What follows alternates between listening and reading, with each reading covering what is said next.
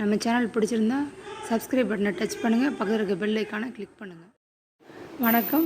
பனங்கல்கண்டு மிளகு யூஸ் பண்ணி கஷாயம் ரெடி பண்ண போகிறோம். தூதுவளை இலை பாருங்கள் எப்படி இருக்குன்னு. இதுதான் தூதுவளை இலை, முள்ளாக இருக்கும்.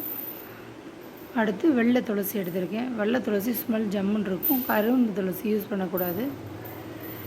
துளசியை நிறைய எடுத்து நீட் சுத்தப்படுத்தி வச்சுருக்கேன். பாருங்கள், அடி கனமான பாத்திரம் எடுத்துக்கோங்க. துளசி போடுங்க. அடுத்து தூதுவளை போடுங்க. தூதுவளை 10-12 இலை எடுத்துக்கலாம்.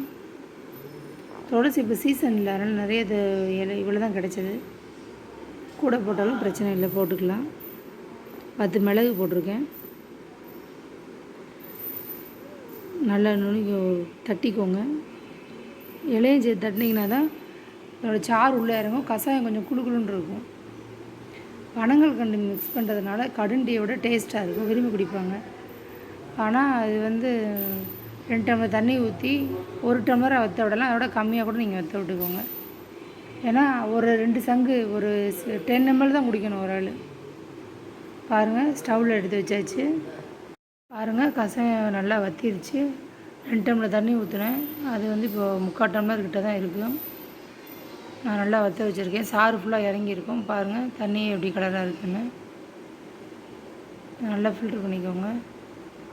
3/4 டம்ளர் வந்திருக்கு. 3/4 டம்ளர் 10 ml மாதிரி 3 பேர் குடிக்கலாம்.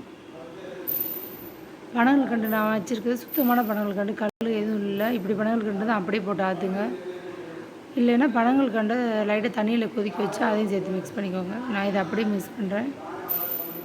அவ்வளோதாங்க.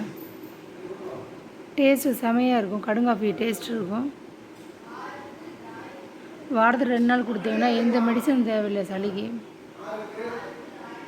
கொரோனா டைமில் ரொம்ப யூஸ்ஃபுல்லாக இருக்கும். ட்ரை பண்ணி பாருங்கள். அடிக்கடி சளி பிடிக்கின்ற குழந்தைங்களுக்கு இது கொடுத்து ட்ரை பண்ணி பாருங்கள். Okay, thank you.